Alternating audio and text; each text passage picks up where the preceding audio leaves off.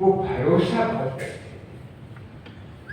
जो उनके साथ थे लोग, जो उनको मशवरा देते थे, उन पे वो हमेशा भरोसा करने के लिए तैयार थे। इसका उन्होंने कीमत भी अदा करने की कोशिश की है, करनी थी। मैंने इस बारे में विश्लेषण किया है। अभी जिक्र हुआ था कि वो जो उनके कातिल थे वो अब रिहा हो गए हैं। वो आदमी जिसने उनका कत्ल मास्टरमाइंड किया था, उसकी सारी योजना बनाई थी अंत तक। और उन्होंने नरसिम्हा राव से ये बात कही। नरसिम्हा राव के बाद प्रधानमंत्री बने। नरसिम्हा राव ने उनसे कहा कि जनाब, आप इस पे बहुत ज्यादा भरोसा करते हैं। तो उन्होंने कहा कि नहीं, मेरे विचार में वो अपने देश की सेवा करना चाहते हैं। मैं अब इतिहास के नतीजे में हम देख सकते हैं कि कितनी देश की सेवा करना चाहिए, लेकिन वो एक आदमी था, राजीव गांधी था, जो उस पर विश्वास करने के लिए तैयार था। हालांकि वही आदमी कातिल बन गया।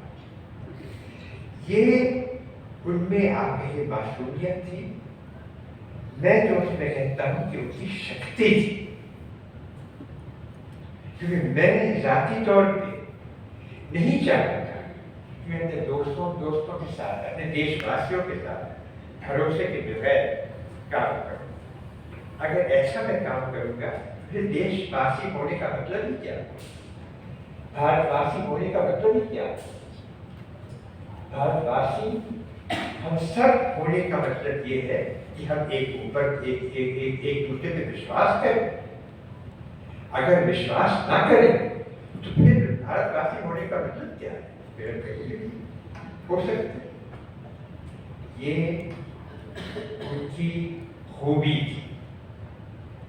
यही कीमत उनको फिर देनी पड़ी जात, किंतु उन्होंने ये विश्वास बाकी रखा।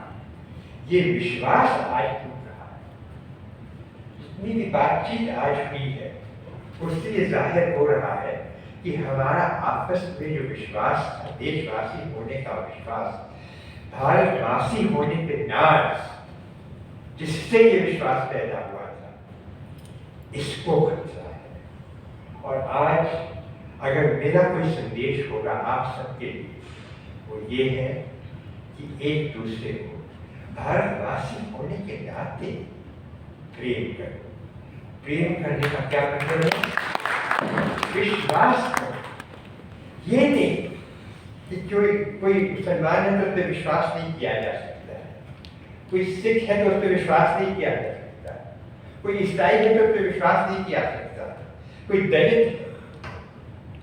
हम सब भारतवासी होने के नाते एक हैं। हिंदू मुसलमान तो अपने जिस प्रकार से इबादत करेंगे।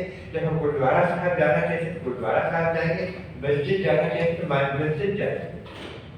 लेकिन जब हम आपस में बैठेंगे, जब आपस से सहायता मांगेंगे, जब आपस से विश्वास मांगेंगे, तो ये विश्वास होना चाहिए इस नाते कि हम भारतवासी हैं, एक देश, एक माता के बच्चे।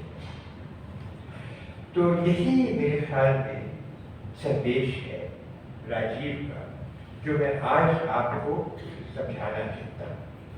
सबने उनकी नीतियों के बारे में बताया, उसके बारे में अब दोबारा सुधारने की आवश्यकता है, वो आप समझ सकते हैं। उन्होंने हमारे देश में आधुनिकता लाई। तब तक क्योंकि मैं इंदिरा गांधी के साथ भी सरकार में था, उसके साथ राजीव के साथ भी सरकार में था, बदलाव मैंने अपनी आंखों के सामने देखा कि किस प्रकार से आता है। इंदिरा गांधी जो थी, उनके जमाने में प्रधानमंत्री जो था वो सम्राट के मुकाबले में था, जितना उसके पास ताकत थी, शक्ति थी। जब राजीव गांधी उनके अंत तक, उन्हें हर एक पे अपना जो सरकार चलाने का तरीका था वो ये था कि हर एक पे वो विश्वास करते हुए उनको काम करने देते थे। ये नहीं कि जो राजीव चाहता है वही होगा, और इसके नतीजे में गलतियां भी हो गई। और इसके बाद इसका विश्लेषण मैंने अपनी किताब में किया है, उदाहरण दिए हैं कि प्रधानमंत्री के रजामंदी के बगैर, रजामंदी के खिलाफ ऐसे काम हुए जो उनके जमाने में ही हुए, लेकिन वो इसलिए था क्योंकि उन्हें विश्वास, और उनका जो सरकार था फिर आधुनिकता की तरफ चला। और उन्होंने कहा है कि अगर वो जीवित रहते तो हमारा देश ऐसा देश ना होता जैसे बन गया है। यहाँ लोकतंत्र और जो हमारा संविधान है उस पे जो कार्रवाई काम किया जा रहा है वो और ताकतवर होता, शक्तिशाली होता। और उनकी कोशिश भी पंचायती राज की बात साहब ने की थी, साहब कटोरा ने की थी। पंचायती राज का मतलब ही क्या था? क्योंकि राजीव ये कहते थे और बार बार इसके बारे में वार्तालाप की चर्चा की कि कितने एमएलए हैं, कितने एमपीज हैं और देश की आबादी कितनी है। ज्यादातर आबादी तो अपने एमएलए या एमपी का वो भी नहीं देख सकता है। ये बात छोड़ी कि अपना काम करवा सकता है, उससे जाके कह सकता कि मैं चाहता क्या हूं, ये भी नहीं कह सकता। तो इसीलिए पंचायती राज की आवश्यकता है कि गांव का जो सरकार है, गांव चलाने वाला जो वहाँ का प्रशासन है, वो उन्हें अपने लोगों के ही हाथ में हो, जो पंचायत के हाथ में हो। उनका ये सपना, हम जानते हैं कि पंचायत राज उसके आने में अपने सचिव भी रह चुका हूँ पंचायती राज का, वो सपना पूरा नहीं हुआ। अब बहुत सारे तरक्याती काम, डेवलपमेंट वर्क्स को कहते हैं, वो पंचायत के जरिए किए जाते हैं। पंचायत के पास पैसा बहुत है, जिस सरकार में उसका कोई भाग है नहीं। राजीव गांधी का जो सपना था वो ये था कि पंचायत गांव का प्रशासन स्वयं चलाए, जो उसकी आमदनी होगी वो उसको खुद उसको अपनी आमदनी पूरी करेगा और सरकार उसकी मदद करेगा।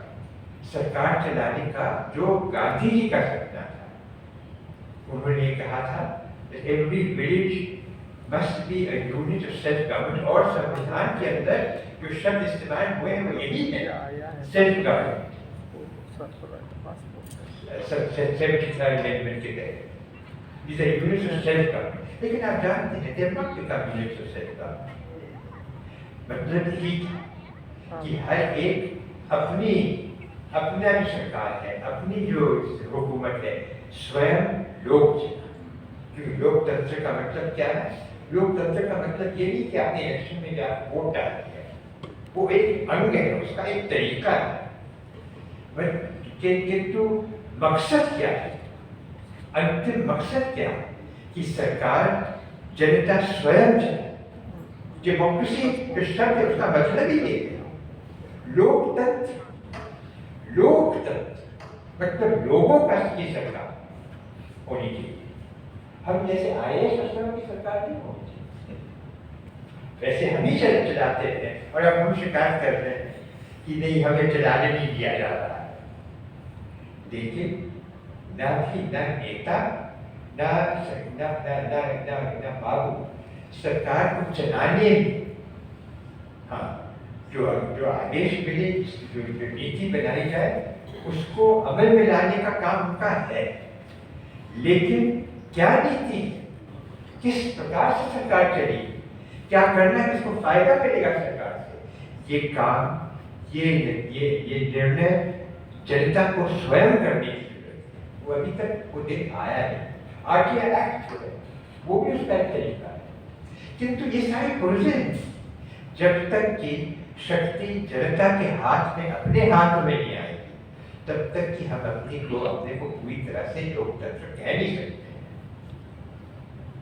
और इसीलिए जो उन्होंने शुरुआत की वो अभी शुरुआत ही है, उनको पूरा करने का काम बाकी है, और ये काम पूरा करना आपका काम है। इतना मैं कहते हुए आपका धन्यवाद प्रकट कर देता हूँ कि आप मुझे आज आमंत्रित किया, आज बात करने का मौका दिया।